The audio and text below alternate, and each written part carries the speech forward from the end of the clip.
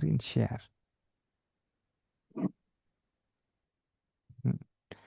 তাহলে আমরা দেখতে পাচ্ছি গার্হস্থ্য বিজ্ঞান সবার প্রয়োজন হয় এবং এটি একটি গণমুখী বিষয়। আচ্ছা, কত সালে বইটি লেখা হয়েছে? 2012-র শিক্ষাক্রমের আগে নাকি 2012-র শিক্ষাক্রমের পরে? দেখতে পাচ্ছি আমরা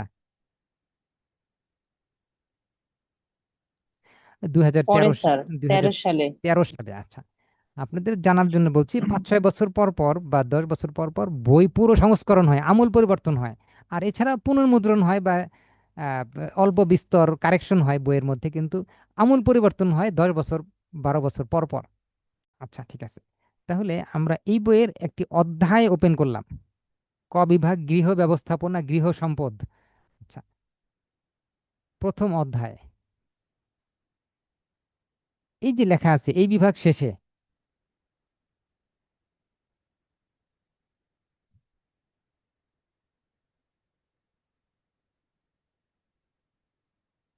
আমি এটা কপি করলাম, কপি করে আমাদের মাইক্রোসফট ওয়ার্ডে আমি পেস্ট করলাম, যেন এটার সাথে আমি কম্পেয়ার করতে পারি।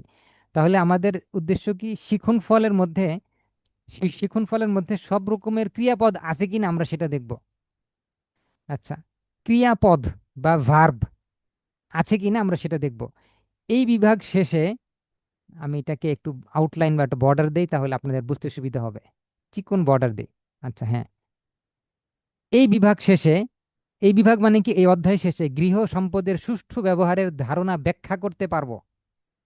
তাহলে ব্যাখ্যা করতে পারবো, ব্যাখ্যা করাটা কি কগনিটিভ, এফেক্টিভ নাকি সাইকোমোটর? আমার মতে ব্যাখ্যা করতে পারাটা হচ্ছে কগনিটিভ। কগনিটিভ মানে কি, যেটা হুম। চিন্তা করে মানুষ বলে, সে করে, সেটা হলো কগনিটিভ। আচ্ছা, গৃহ সম্পদের শ্রেণী বিভাগ বর্ণনা করতে পারবো, অ্যাগেইন এটাও কগনিটিভ। পরিবারের যৌথ সম্পদের সুষ্ঠু ব্যবহারের প্রয়োজনীয়তা ব্যাখ্যা করতে পারবো, এটাও কগনিটিভ। গৃহ পরিবেশে নিরাপত্তার ধারণা ব্যাখ্যা করতে পারবো, এটা কগনিটিভ। গৃহে সংঘটিত বিভিন্ন দুর্ঘটনার সাধারণ কারণসমূহ এবং প্রাথমিক চিকিৎসার উদ্দেশ্য ও সরঞ্জামাদির বর্ণনা করতে পারবো, কগনিটিভ। পরিবারের অসুস্থ সদস্যদের কক্ষ ও তার ব্যবহার্য দ্রব্যাদি পরিষ্কার পরিচ্ছন্ন রাখার প্রয়োজনীয়তা। আসসালামু আলাইকুম স্যার। ওয়ালাইকুম সালাম। ওর মধ্যে সাউন্ড ক্লিয়ার আসছে না, বেজে বেজে যাচ্ছে, বুঝতে পারতেছি না কিছু কিছু। ও, বাকিদের কি অবস্থা একটু বলবেন? সবাই কি সাউন্ড সমস্যা হচ্ছে? জি না স্যার, আপনার সাউন্ড ঠিক আছে, মেবি আপুর নেটওয়ার্ক ইস্যু। আচ্ছা, আমরা একটু ধৈর্য ধরি, বা যদি আমরা কোনো কিছু মিস করি, রেকর্ড করছি যেহেতু, রেকর্ড পেয়ে যাবেন। এই যে এরকম মাঝে মাঝে একটু মতামত দিবেন, তাহলে আমার জন্য সুবিধা হয়। হ্যাঁ, ধন্যবাদ, আপনাকে ধন্যবাদ। আচ্ছা, শরীরের তাপমাত্রা নির্ণয়ের পদ্ধতি ও নাড়ির গতি ও শ্বাস প্রশ্বাসের গতি নির্ভরে নিয়ম বর্ণনা করতে পারবে। তাহলে দেখেন, আপনারা বলেন, মূল্যায়ন করেন আপনারা, এখানে ব্যাখ্যা করা, বর্ণনা করা ব্যতীত আর কিছু আছে? যদি না থাকে, তাহলে এর সবটাই কোন ডোমেইনের, কোন ক্ষেত্রের শিখন? সবগুলো হচ্ছে কগনিটিভ। তাহলে এই অধ্যায়টা যে পড়বে, যে শিক্ষার্থীরা, যে শিক্ষার্থীরা এই অধ্যায়টা পড়বে, সবাই কি করবে? কগনিটিভ হবে। অর্থাৎ কোনো মানুষ যদি সারা জীবন ভাত খায়, তাহলে কিন্তু তার ওই যে ওইটা হবে না, মানে ভাতের মধ্যে কোন উপাদানটা বেশি আছে, সুষম খাদ্যের কোনটা বেশি আছে ভাতের মধ্যে, আপনারা বলেন, ওটাই বেশি হবে তার শরীরে। স্যার শর্করা। ওইটাই, রাইট, থ্যাংক ইউ। ওইটাই বেশি হবে, অন্যটা বেশি হবে না। অর্থাৎ কেউ যদি এইটা পড়ে, তাহলে কিন্তু এখন কথা হচ্ছে, আপনার প্রশ্ন করতে পারেন, তাহলে টেক্সট বই কে লিখেছে? টেক্সট বই কে লিখেছে? তিনি কি এটা করতে পারেন নাই? এটা হচ্ছে, এই জন্য টেক্সট বই লিখতে হলে 4 রকম মানুষ লাগে। একটা টেক্সট বই লিখতে হলে, এনসিটিভি যখন টেক্সট বই লেখে, তখন 4 রকম মানুষ একসঙ্গে বসে তারপরে লেখে। একটা হচ্ছে বিষয় বিশেষজ্ঞ, তারপরে হচ্ছে যারা বাচ্চাদের বাস্তবে পড়ায়, তারা জানে যে একটা অধ্যায়, একটা পাঠ, আচ্ছা যেমন ধরেন একটা পাঠ, প্রথম অধ্যায় গৃহ সম্পদের সুষ্ঠু ব্যবহার। আমি একটু স্ক্রিন ছোট করছি, আপনারা দেখেন, পাঠ 1, ঠিক আছে, দেখতে পারতেছেন পাঠ 1। এই পাঠের একটা পৃষ্ঠা হচ্ছে গেল, দুইটা পৃষ্ঠা, তারপরে এই আর 2 পৃষ্ঠা। তাহলে একটা পাঠ যদি 2 পৃষ্ঠা হয়, তাহলে 2 পৃষ্ঠা আলোচনা করতে, উপস্থাপন করতে, এবং এখানে যদি কোনো প্র্যাকটিক্যাল কোনো কিছু থাকে, সবকিছু মিলিয়ে কত সময় লাগা উচিত, কত সময় এখানে দিতে পারবে কিনা। এই বইয়ে কত পৃষ্ঠা আছে? 147 পৃষ্ঠা আছে, তাই না? আমরা হচ্ছে এই বইয়ে দেখতে পাচ্ছি 147 পৃষ্ঠা। তাহলে 147 পৃষ্ঠার একটা পাঠ যদি 2 পৃষ্ঠা হয়, তাহলে এখানে কতগুলো পাঠ আছে? তাই না? কতগুলো পাঠ আছে। নেক্সট কোয়েশ্চেন হচ্ছে গার্হস্থ্য অর্থনীতি 1 বছরে কতগুলো ক্লাস পাওয়া যায়। তাহলে আমরা চলুন দেখি শিক্ষা ক্রমটা ওপেন করে দেখি। শিক্ষাক্রমটা ওপেন করে দেখি যে আহ, কতগুলো পিরিয়ড পাওয়া যায় সাধারণ শিক্ষা ধারায় নবম দশম শ্রেণীর বিষয় কাঠামো নম্বর মোট। এখানে গার্হস্থ্য অর্থনীতি আছে, দেখা যাচ্ছে এখানে এই যে এই চার্টের মধ্যে আমি স্ক্রিন শেয়ার দিয়েছি। না স্যার, দেখা স্যার যায় না। নেই স্যার, দেখা যায় না। আচ্ছা, নেই জি না এখানে। স্যার, নাই। উম, এইখানে আছে। জি স্যার আছে।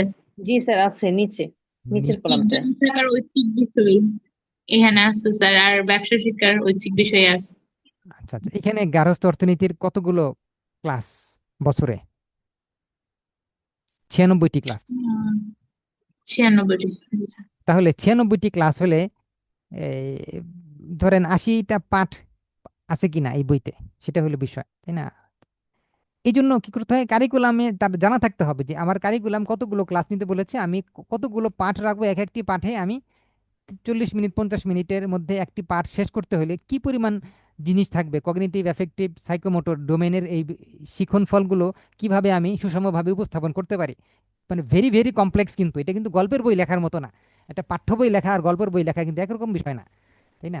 এবং যেই বয়সী বাচ্চাদেরকে আমি পড়াবো, এটা কি হচ্ছে 10 বছর বাচ্চার, 11 বছর, 12 বছর, না 13 বছর, এই যে কোন বয়সী বাচ্চারা কি করতে, কোন পর্যন্ত যেতে পারে। হুম। এই জন্য কি করতে হবে আমাকে, মানে বিভিন্ন বয়সী বাচ্চাদের যে চিন্তা করার ক্ষমতা, সেটা আমাকে জানতে হবে। হ্যাঁ, তো এই সব কিছু জেনে পাঠ্য বই লিখতে হবে।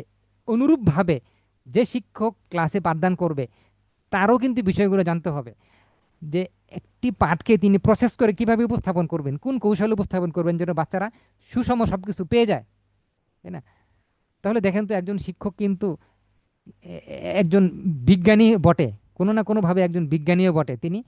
মানে মানুষ গড়ার কারিগর, অর্থাৎ তিনি একটা মানুষকে কত কিছু চিন্তা ভাবনা করে প্রস্তুতি নিয়ে, মানে পাঠ্য বইকে প্রসেস করে তিনি উপস্থাপন করছেন ক্লাসে, বাচ্চাদেরকে ভবিষ্যৎ চিন্তা করে তাদেরকে কর্মমুখী করা, সৃজনশীল করা, তারপরে হচ্ছে বিশ্লেষণ ধর্মী করা, শিক্ষার্থীদেরকে ব্যালেন্স, অর্থাৎ মানে সুষম এই যে অনেক কিছু, অনেক শব্দ আমরা শিখলাম আজকে। হ্যাঁ, আমরা আজকে এই যে কি বলে এ, আমাদের এই যে শিক্ষাক্রমের যে বৈশিষ্ট্যগুলো দেখলাম, 2012 শিক্ষাক্রমের যে বৈশিষ্ট্যগুলো দেখলাম, এখানে কত সুন্দর সুন্দর শব্দ প্রয়োগ করা হয়েছে। এই সবগুলো যদি অর্জন করতে হয় তাহলে কিন্তু খুবই কমপ্লেক্স একটা বিষয়। আচ্ছা, জাতীয় শিক্ষাক্রমের বৈশিষ্ট্যগুলো আমরা দেখছিলাম, এবং দেখতে দেখতে আমরা যে শিখন ফলে এখানে আসছিলাম। হ্যাঁ, কত নাম্বার পয়েন্ট, এই যে অধ্যায় থেকে কি কি জ্ঞান দক্ষতা মূল্যবোধ দৃষ্টিভঙ্গি অর্জন করবে, তা বুদ্ধিবৃত্তিক মনোবিশ্বাস আবেগীয় শিক্ষণফল হিসেবে প্রতিটি অধ্যায়ের শুরুতে সংযোজন করা। তাহলে আমরা দেখতে পেলাম যে অধ্যায়ের শুরুতে সংযোজন করেছে বটে, অধিকাংশই বুদ্ধিবৃত্তিক, মনোবিশ্বাস এবং আবেগীয় নয়। আচ্ছা, বাকিটা আপনাদের মূল্যায়নে ছেড়ে দিলাম। এর আমাদের আর 5টি বুলেট পয়েন্ট বাকি আছে। শিক্ষার মাধ্যমে সর্বপ্রকার বৈষম্য দূর করে সমতা বিধানের সুযোগ সৃষ্টি করা। আচ্ছা, ভালো। বিশ্বায়নের চাহিদা অনুসারে মানব সম্পদ সৃষ্টির প্রয়াস, প্রতি পিরিয়ডের ব্যাপ্তি বৃদ্ধি, অধ্যায়ভিত্তিক পিরিয়ড নির্ধারণ, শিক্ষাবর্ষে কর্মদিবসের সংখ্যা বৃদ্ধি, জাতীয় দিবসসমূহে স্কুল খোলা রেখে দিবস উদযাপনের ব্যবস্থা প্রবর্তন, ধারাবাহিক মূল্যায়নের মাধ্যমে শিখন দুর্বলতা চিহ্নিত করে নিরাময়মূলক সেবার মাধ্যমে শিখন চিহ্নিতকরণ। খুবই দামি একটি কথা, ভ্যালুয়েবল দিক নির্দেশনা এখানে আমরা পাচ্ছি। এখানে আমরা কয়টা পরিভাষা দেখতে পাচ্ছি, ধারাবাহিক মূল্যায়ন, গঠনকালীন মূল্যায়ন, শিখন দুর্বলতা, 3টি শব্দ আমরা এখান থেকে পেলাম। আচ্ছা, ধারাবাহিক মূল্যায়ন, ধারাবাহিক মূল্যায়ন মানে কিন্তু এইটা না যে আমরা সারাদিন মূল্যায়ন করব, এটা না। মানে ধারাবাহিক মূল্যায়নের বিপরীতটা হচ্ছে প্রান্তিক মূল্যায়ন। আচ্ছা, এটা নিয়ে আমরা যখন মূল্যায়ন নিয়ে আলোচনা করব তখন চলে আসবে অলরেডি, বা শিখন যাচাইয়ের মধ্যে এটা নিয়ে বিস্তর আলোচনা আছে, ওইটা আমাদের উদ্দেশ্য না এই মুহূর্তে। শিখন দুর্বলতা, শিখন দুর্বলতা কি? শিখন ঘাটতি আমরা জানি, শিখন ঘাটতির মধ্যেই হতো শিখন দুর্বলতা। উদাহরণ দেই, ধরুন এরকম কিন্তু ঘটে, হ্যাঁ, আমি একটা উদাহরণ দেই, আপনারা মানে বিরক্ত হবেন না, বা আপনাদের মনে করেন না যে আমি আপনাদেরকে তিরস্কার করছি। ধরুন কোন একটা টিচার, একজন টিচার, সাবজেক্টিভ টিচার, ক্লাস টিচারকে বলল যে আমার ক্লাসের ধরেন আব্দুল করিম ও গণিতে দুর্বল। আচ্ছা, তাহলে কোথায় দুর্বল তা কিন্তু বলেনি ওই সাবজেক্টিভ টিচার, তিনি বললেন যে আমার ক্লাসের আব্দুল করিম অমুক শিক্ষার্থী হচ্ছে গণিতে দুর্বল। এরপরে শ্রেণী শিক্ষক তিনি শুনলেন, বিশ্বাস করলেন এবং হেডমাস্টারকে নোট দিলেন যে এই ক্লাসের এই শিক্ষার্থী সমূহ গণিতে দুর্বল। হেডমাস্টার এবার হেডমাস্টার এবার ওই শিক্ষার্থীর নাম ধরে তার বাবা মাকে ডাকলেন এবং বললেন যে আপনার ছেলে বা আপনার মেয়ে গণিতে দুর্বল, কিন্তু কোথায় দুর্বল, কেন, মানে কোন অধ্যায়ে কোন পার্টে দুর্বল তা কিন্তু বলেন নাই, বলছেন আপনি গণিতে দুর্বল, আপনি এক্সট্রা সাপোর্টের জন্য টিউটোরিয়াল সাপোর্ট নিতে পারেন। তখন তিনি টিউটর রাখলেন বাড়িতে এবং টিউটর রেখে পড়াচ্ছেন। টিউটর তো জানে না যে কোথায় দুর্বল, টিউটর যেটাতে দুর্বল যেটাতে সবল সবই পড়াচ্ছেন বাসায়। তাহলে কি হলো, তার দুর্বলতা ঘাট কমলো না। অর্থাৎ ধরেন আপনার মধ্যে ভিটামিন ডি এর অভাব, ভিটামিন ডি সূর্যের আলো থেকে আসে, তো ভিটামিন ডি এর অভাব, আপনি ভিটামিন ডিও খাচ্ছেন আবার ভিটামিন সিও খাচ্ছেন, vitamin A B C D X Y Z যা আছে সব খাচ্ছেন, তাহলে কিন্তু কাজ হবে না, বদ হজম হবে, পেট খারাপ হয়ে যাবে। যেটার অভাব সেটাই খান। তাহলে কোনটার অভাব সেটা চিহ্নিত না করে আমরা বললাম যে আপনার ভিটামিন নাই, কি ভিটামিন নেই সেটা তো বলতে হবে। ডাক্তাররা যেমন বলে, শিক্ষককে কি বলতে পারবে আসলে যে এই ভিটামিনের অভাব, অর্থাৎ এই জায়গায় শিকন ঘাটতি, কোন জায়গায় শিকন ঘাটতি সেটা কিভাবে চিহ্নিত করা যাবে, এর কি কোনো সায়েন্স আছে? কিভাবে আমরা এটাকে চিহ্নিত করে বলবো, এটার কিন্তু একটা সায়েন্স আছে, যেটাকে বলে জোন নির্ধারণ করা। জোন মানে ZON, জোন শব্দটা আমরা লিখি এখানে, জেড, এই শব্দের সাথে আমরা পরিচিত। জোন, জোন মানে কি, এরিয়া। আচ্ছা, জোন অফ প্রক্সিমাল ডেভেলপমেন্ট, এই জোন সম্পর্কে কে বলেছে? আপনারা যারা খুব ভালো শিক্ষক হতে চান আপনার জীবনে, ধরেন জাতীয় পুরস্কার নেবেন আপনি, তাহলে কি করবেন, আপনি জোন অফ প্রক্সিমাল ডেভেলপমেন্ট সম্পর্কে খুব স্টাডি করবেন এবং বাচ্চাদের উপর এগুলো প্রয়োগ করবেন, অ্যাকশন রিসার্চ করবেন এবং দেখবেন যে কোন বাচ্চার জোন কোথায়। এরপরে আপনি শিখন ঘাটতি চিহ্নিত করে যেটা আপনি পরামর্শ দিবেন, এবং এইভাবে যদি নিরলসভাবে আপনি কাজ করতে পারেন, আপনি সকলের নজরে আসবেন, সেরা শিক্ষক হিসাবে আবির্ভূত হবেন, আপনি পুরো থানায় পুরো জেলায় একজন ভালো শিক্ষক হবেন ইনশাল্লাহ। আচ্ছা, আপনারা যখন ভাইগোটস্কি পড়বেন, ভাইগোটস্কির মতবাদ আছে এবং তার হচ্ছে কিছু ইয়ে আছে যে ভাইগোটস্কি বলছে স্ক্যাফোল্ডিং করতে, হ্যাঁ, ভাইগোটস্কিজ স্ক্যাফোল্ডিং, স্ক্যাফোল্ডিং সম্পর্কে যখন আপনি জানবেন তখন দেখবেন যে কিভাবে এই এক জোন থেকে আরেক জোনে আপনি নিয়ে যাবেন। স্ক্যাফোল্ডিং মানে হচ্ছে চাবুক দিয়ে চাবুক মারা, মানে বাচ্চাদেরকে আমরা চাবুক মারি না, কিন্তু এমন কিছু করি যার দ্বারায় একটা বাচ্চার মধ্যে পরিবর্তন আসে এবং এক ধাপ থেকে আরেক ধাপে যায়, একটি জোন থেকে আরেকটি জোনে যায়। হ্যাঁ, তাহলে আমরা কি করব, স্লাইস করব। আমরা যেটা করতে পারি, পাউরুটিকে যেমন আমরা স্লাইস করি, অর্থাৎ বাজার থেকে 1 পাউন্ডের কেক কিনে আমরা যেমন স্লাইস করি, আমরা একটা পাটকে স্লাইস করব। হুম, আমরা, সরি, স্লাইস, স্লাইস করা মানে কি, কেউ বলতে পারবেন স্লাইস করা মানে কি? ভাগ করা। Thank you very much. তাহলে আমরা একটা পাঠকে ভাগ করব, যেমন ধরেন গণিতের কোথায় দুর্বল, ওই জিনিসটাকে আমরা স্লাইস করব করে টু দ্য পয়েন্টে আমরা বলবো যে এই শিক্ষার্থী গণিতে এই জায়গায় দুর্বল। তখন এটা যখন পাস হবে শ্রেণী শিক্ষকের কাছে, শ্রেণী শিক্ষক তখন ওটাকে নোট দিবে হেডমাস্টারের কাছে, হেডমাস্টার তখন গার্ডিয়ানকে বলবে যে আপনার সন্তান এই জায়গায় দুর্বল।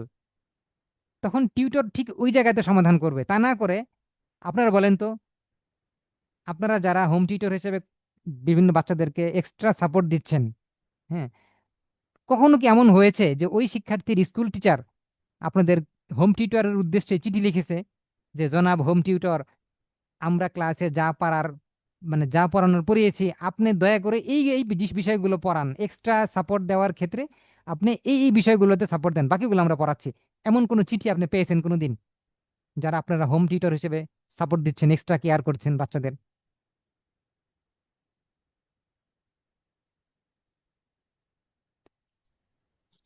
কেউ জি যদি স্যার, পাইছেন, পেয়েছেন কখনো, না পান নাই? মাঝে মাঝে। আচ্ছা, গুড, তাহলে তো খুবই ভালো। আচ্ছা, এখন হচ্ছে আমরা কোথায় ছিলাম? ছিলাম হচ্ছে এই যে এখানে। আচ্ছা, ধারাবাহিক মূল্যায়নের অথবা গঠনকালীন মূল্যায়নের মাধ্যমে শিক্ষণ দুর্বলতা চিহ্নিত করে নিরাময়মূলক সেবার মাধ্যমে নিরাময়মূলক সেবার কি ওই যে যেটা এক্সট্রা সাপোর্ট দিয়ে শিখন চিহ্নিতকরণ নিশ্চিতকরণ, শিখনটা নিশ্চিতকরণ। সেই নিরাময়মূলক ব্যবস্থা কোথায় হবে? স্কুলে হতে পারে, স্কুলের বাইরে হতে পারে, হ্যাঁ, বিভিন্নভাবে হতে পারে। আচ্ছা, প্রচলিত ব্যবহারিক পরীক্ষার সংস্কার সাধনের মাধ্যমে অতিরিক্ত নম্বর প্রদানের সুযোগ বন্ধ করা। এটা মানে কি, কে বলতে পারবেন? প্রচলিত ব্যবহারিক পরীক্ষার সংস্কার সাধনের মাধ্যমে অতিরিক্ত নম্বর প্রদানের সুযোগ বন্ধ করা, এটা দিয়ে কে কি বুঝলেন একটু বলেন দেখি কেউ একজন। স্যার অনেকে পাঠ্য বইয়ের যে মূল পরীক্ষা হয় ওই পরীক্ষার জন্য বিশেষভাবে প্রস্তুতি নেয় না। ওই যেটা ব্যবহারিক পরীক্ষার নাম্বার পেলেই তো পাস হয়ে যায়, পাস মার্কটা উঠে এই আশায়। এটার জন্য হয়তো এটা বন্ধ করার কথা বলতেছে, যাতে ওরা সাবজেক্টিভ বিষয়ের প্রতি আরেকটু বেশি মনোযোগ হয়। আচ্ছা ঠিক আছে, তাহলে বোঝা গেল যে 2012 শিক্ষাক্রমটা টার্গেট নিয়েছিল যে 2012 আগে এরকম ঝামেলা ছিল, সেটা বন্ধ করার জন্য একটা উদ্যোগ বা একটা কর্মসূচি, সরি, একটা পরামর্শ ছিল আর কি।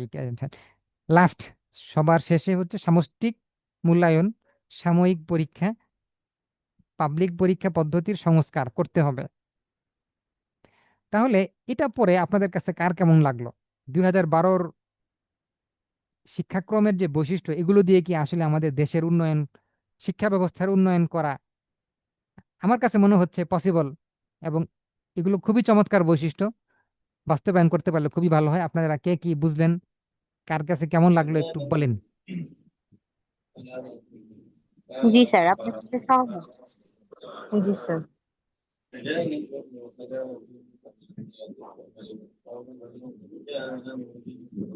দেখি একটু বলেন, ভালো করে বলেন। স্যার, এই কার্যক্রমগুলো যদি বাস্তবায়ন করা হয় তাহলে আমাদের শিক্ষা ব্যবস্থার উন্নয়ন হবে বলে আশা রাখছি। আচ্ছা, আমার নেক্সট প্রশ্ন হচ্ছে, কোনটা সবচেয়ে বেশি ভালো লেগেছে আপনাদের কাছে? এই বৈশিষ্ট্যগুলোর মধ্যে কোনটা বেশ চমৎকার মনে হয়েছে, মনে হয়েছে ওয়াও, মানে বলে না ওয়াও টাইপের আর কি, কোনটা কোনটা মনে হয়েছে আপনাদের কাছে? স্যার আমার কাছে মনে হয়েছে জুন অফ প্রক্সিমাল ডেভেলপমেন্টের যে বিষয়টা বলেছেন ওটা আমার কাছে সব থেকে বেশি আকর্ষণীয় মনে হয়েছে। আচ্ছা, ভালো। আমি একটু স্ক্রিনশট নিচ্ছি, এটা যায় না কেন? আচ্ছা, না এইভাবে নেওয়া যাবে না। আচ্ছা, মোবাইল দিয়ে নেই স্ক্রিনশট। আচ্ছা, আপনাদের কেউ কিছু একটু বলেন শুনি, সামারি করেন আজকে। আমার কাছে মনে হচ্ছে এগুলো বিষয়ই মানে ইম্পর্টেন্ট মনে হচ্ছে, এগুলো গুরুত্বপূর্ণ করে একটা বাদ দিয়ে আরেকটাকে আমরা এইভাবে নিতে পারি না যে ফার্স্ট সেকেন্ড গ্র্যান্ড করবো, এরকম মনে হচ্ছে না। অল সবগুলি মনে হচ্ছে যে না, এটা এটা ছেড়ে দিলে মনে হয় এটা বেটার অপশন পাবো না, এরকম মনে হচ্ছে। হ্যাঁ, ঠিক বলছেন। আসলে আমরা যখন বেশি কাটছাট করতে চাই জি। তখনই প্রবলেম ফেস হয়। আমরা সবগুলোকে নিলেই তো প্রবলেম আর হবে না। আচ্ছা, এবার আমি তবে এটা আপনাদেরকে, একদম হ্যাঁ ইনশাল্লাহ মানে স্টেপ বাই স্টেপ করতে হবে, এটা আমাদের দেশের জন্য একবারে কখনো সম্ভব না। হ্যাঁ, এটা গুরুত্বপূর্ণ কথা বলছেন, এবং ধাপে ধাপে আগাতে হবে, এই কথাটা এখানেও বলা হয়েছে। আচ্ছা, এতক্ষণ আমরা বিভিন্ন রকম বৈশিষ্ট্য সম্পর্কে জানলাম। এই বৈশিষ্ট্যগুলো খুবই ভালো বৈশিষ্ট্য এবং এগুলো বাস্তবায়ন করতে হবে। আমি একটু স্ক্রিনশট আপনাদেরকে নিয়ে নিচ্ছি এখন। হ্যাঁ, আমরা এখন দেখতে পাচ্ছি 34 জন আছেন, তার মধ্যে আমার দুইটা ডিভাইস বাদ দিলে এখানে হচ্ছে 32 জন। আলহামদুলিল্লাহ, 32 জন আপনারা জয়েন করেছেন এই রাতে জ্ঞান অর্জনের উদ্দেশ্যে। আপনারা যেখানে বসেছেন, আমার কাছে খুব ভালো লেগেছে এই ক্লাসে আপনারা বসে আমাকে উৎসাহিত করেছেন, বিদায় আমি কিছু কথা বলেছি। আচ্ছা, 2012 শিক্ষাক্রমের লক্ষ্য উদ্দেশ্য, এটা আমি আজকে ওপেন করছি না, কারণ আজকে অনেক রকম আলোচনা করেছি। তবে এটা আপনারা একটু, এই পিডিএফটা আপনারা একটু রাখবেন সাথে রেখে, এখান থেকে অনেকগুলো প্রশ্ন আছে, প্রশ্নগুলো আমি আপনাদেরকে দেখাই। এইটার শেষের দিকে বেশ কিছু প্রশ্ন আছে, হ্যাঁ, এই যে 17 নম্বর পৃষ্ঠা, সর্বশেষ পৃষ্ঠা প্রশ্নমালা আছে। এখান থেকে প্রশ্নগুলো একজন পড়েন, তো আমি তারপরে বলে দিচ্ছি যে কোন কোন প্রশ্ন আপনার অধিকাংশ পরীক্ষায় থাকে। স্যার 1 নম্বর সংক্ষিপ্ত উত্তরমূলক প্রশ্ন, এখানে লেখা আছে 1 নম্বর জাতীয় শিক্ষানীতি 2010 বলতে কি বোঝায়। 2 নম্বর মাধ্যমিক শিক্ষা কি। 3 নম্বর শিক্ষাক্রম এর ধারণা দিন। 4 নম্বর শিখন ফল কি। 5 নম্বর পদ্ধতি ও কৌশল বলতে কি বোঝায়। 6 নম্বর মূল্যায়ন কি। 7 নম্বর হচ্ছে ধারাবাহিক মূল্যায়ন কি। আর রচনামূলক প্রশ্ন এখানে আছে। 1 নম্বর জাতীয় শিক্ষানীতি 2010 এর আলোকে মাধ্যমিক শিক্ষার লক্ষ্য ও উদ্দেশ্যগুলো লিখুন। 2 নম্বর জাতীয় শিক্ষাক্রম 2012 এর আলোকে শিক্ষক প্রশিক্ষণ এর গুরুত্ব বর্ণনা করুন। 3 নম্বর জাতীয় শিক্ষাক্রম 2012 এর আলোকে শিক্ষার লক্ষ্য ও উদ্দেশ্যগুলো ব্যাখ্যা করুন। 4 নম্বর মূল্যায়ন কি। ধারাবাহিক মূল্যায়নের ধাপগুলো বিস্তারিতভাবে বিশ্লেষণ করুন। শিক্ষণ এখানে সংক্ষিপ্ত প্রশ্ন আর রচনামূলক প্রশ্ন দুইটাই থাকে বিএড এর পরীক্ষায়। তাহলে মাধ্যমিক শিক্ষা কি, এটা আমরা আলোচনা করেছি। শিক্ষাক্রমের ধারণা দিন, শিখন ফল কি, পদ্ধতি কৌশল কি, মূল্যায়ন কি। 6 আর 7 বাকি আছে, এছাড়া 1 থেকে 5 পর্যন্ত আমরা ইতিমধ্যে কম বেশি জেনেছি। আচ্ছা, রচনামূলক প্রশ্নের মধ্যে জাতীয় শিক্ষানীতি 2010 সালকে মাধ্যমিক শিক্ষার লক্ষ্য উদ্দেশ্যগুলো লিখুন। 2 নম্বর প্রশ্ন এটাও হয়েছে, 1 2 দুইটাই হয়েছে। 3 নম্বর প্রশ্ন যাদের শিক্ষার লক্ষ্য উদ্দেশ্য ব্যাখ্যা করুন। 1 2 3 তিনটা হয়েছে। হ্যাঁ, এই যে রচনামূলক প্রশ্নের 1 2 3 তিনটা আশা করি হয়েছে। মূল্যায়নের বিষয়টা বাকি। হ্যাঁ, জি জি জি, মূল্যায়ন বিষয়টা আমরা হচ্ছে এই ইউনিটের পরে ইয়াতে পড়বো আর কি। আচ্ছা, তাহলে শিখন ফল আরো ডিটেলস আলোচনা করব, এবং শিখন ফলের উপরে অনেক অধ্যায় আছে আমাদের ইয়াতে, দীর্ঘ অনেক অধ্যায় আছে, অনেক আলোচনা আছে। শিখন ফলটা খুবই গুরুত্বপূর্ণ বিষয়। তো সব মিলে আজকে ক্লাসে থাকার জন্য আপনাদেরকে ধন্যবাদ, এবং আজকে ক্লাসে অ্যাটেন্ড করে একটা জিনিসের নাম বলেন, কমপক্ষে একটা একটা কথা বলেন যে আজকে এটা আপনি শিখেছেন। আমরা প্রত্যেকে না, 5 6 জন যদি আমরা একটা করে আইটেম বলি, তাহলে আমাদের ক্লাস রিভিউ হয়ে যাবে এবং আমরা আবার রিকল করতে পারবো পরবর্তীতে।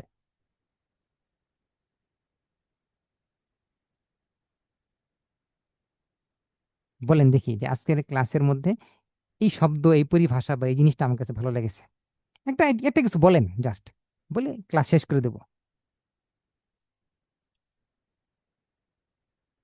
আমি লিখছি, কে বলবেন আগে? স্যার, গার্হস্থ্য বিজ্ঞান অষ্টম শ্রেণীর যে বিষয়টি নিয়ে আলোচনা করছেন, এটা আমার কাছে সবচেয়ে ইফেক্টিভ মনে হচ্ছে এবং এটা অনেক ভালো। কোন জিনিসটা ভালো লেগেছে, মানে এই গার্হস্থ্য অর্থনীতি? স্যার, গার্হস্থ্য বিজ্ঞানের যে বিষয়গুলো আছে, অর্থাৎ স্টুডেন্টকে নিয়ে আপনি যেগুলো বলছেন, হুম হুম লাস্ট ফিনিশিং এ আপনি একটা কথা বলছিলেন যে স্কুলের টিচার যারা আছে, যারা বাসায় হোম টিউটর আছে, তাদেরকে আহ, কোনো বিষয়ে বলে কিনা। আর একটা হুম বিষয় ছিল যে যেটা আমাদের প্রবলেম একটা সাবজেক্টের, সব টপিকস নিয়ে কখনো প্রবলেম হয় না কোন স্টুডেন্টেরই। হুম হুম। যে কোনো একটা দুইটা বা প্রবলেম হয়, কিন্তু আমরা ওটাকে পূর্ণাঙ্গ ভাবেই নিয়ে নেই। তো এটা আপনি বললেন যে যদি আমরা পুরোটাই সিলেবাস আবার নতুন করে পড়াতে চাই, তাহলে ওর ঘাটতিটা যে জায়গায়, সেটা পূর্ণাঙ্গটা হবে না, কারণ এলোমেলো হয়ে যাবে সবকিছু। আর এটাই হুম। সবচেয়ে বেশি অ্যাজ এ টিচার হিসাবে আমি মনে করি। আচ্ছা, তাহলে শিক্ষণ ঘাটতি চিহ্নিত করে শিক্ষার্থীকে সাহায্য করা, এটা ভালো লেগেছে। আচ্ছা, আর গার্হস্থ্য অর্থনীতি প্রসঙ্গে একটু ভালো করে কে বলতে পারবেন? ধন্যবাদ। আপনার নাম কি, যে এইমাত্র অ্যান্সার দিলেন? স্যার,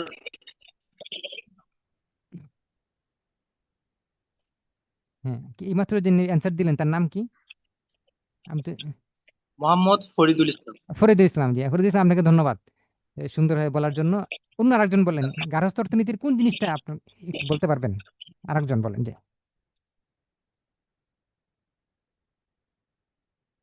বলুন প্লিজ।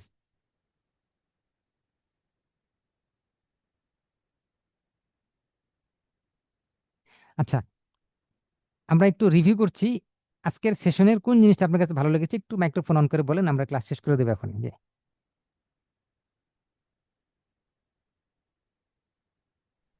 স্যার, আমার কাছে ভালো লেগেছে যে শিক্ষার্থীদেরকে আমরা ক্লাসরুমে কিভাবে ক্লাসটা নিব, যে আমরা কি শুধু লেকচার দিব, নাকি তাদেরকে সবাইকে অ্যাক্টিভ করার চেষ্টা করব, সবাই কি অ্যাক্টিভ থাকবে, নাকি কিছু দলে বিভক্ত করব, আমরা টিম গঠন করে সেখানে কিভাবে ক্লাসটা পরিচালিত করতে পারি সেই বিষয়টা। আচ্ছা, তাহলে সকল শিক্ষার্থীকে শ্রেণীতে সক্রিয় রাখা, সক্রিয় রাখার চেষ্টা করা। আচ্ছা, ধন্যবাদ। আপনার নামটা কি বলবেন একটু?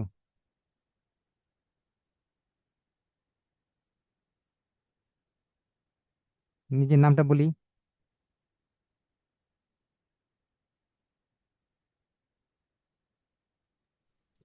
স্যার মুস্তারুহি সুলতানা। ও, মুস্তারুহি সুলতানা, হ্যাঁ জি, জি। ভালো আছেন আপনি? জি স্যার, মুস্তারুহি, আলহামদুলিল্লাহ। মুস্তারুহি সুলতানা। আর একটা পয়েন্ট বলেন, শেষ করে দিই, দ্রুত বলেন, তাহলে যত দ্রুত বলবেন আমার ক্লাসটা তত তাড়াতাড়ি শেষ হবে, আপনাদের কষ্ট লাঘব হবে। শিখন ফল নিয়ে কেউ একজন কিছু বলেন, যে গার্হস্থ্য অর্থনীতির শিখন ফলগুলো দেখে আপনার স্যার কাছে কেমন লেগেছে, সেগুলো কি সুষম ছিল নাকি এক পেশে ছিল? হ্যাঁ, অথবা অন্য কিছু বলেন, স্যার সমস্যা এক নেই। পেশে গার্হস্থ্য ছিল স্যার, হুম হুম, বলেন। এক পেশে ছিল, ওগুলো সবগুলোই কগনিটিভ ছিল sir. Thank you very much. আপনি কি আগে কোন প্রশিক্ষণ পেয়েছেন? জি না স্যার। আচ্ছা আচ্ছা, আপনার নামটা কি বললেন? একটু। আসমা আক্তার স্যার। আসমা আক্তার, হ্যাঁ জি, সুন্দর নাম। স্যার আস গার্হস্থ্য অর্থনীতিতে মানে গতানুগতিক যে নাম্বার পায়, মানে কোনো কিছু হাতে কলমে না শিখিয়ে সরাসরি যে নাম্বারের বিষয়টা জি। ওভাবে না করে যে হাতে কলমে শেখাতে হবে, সেটা একটু ভালো লেগেছে আর কি।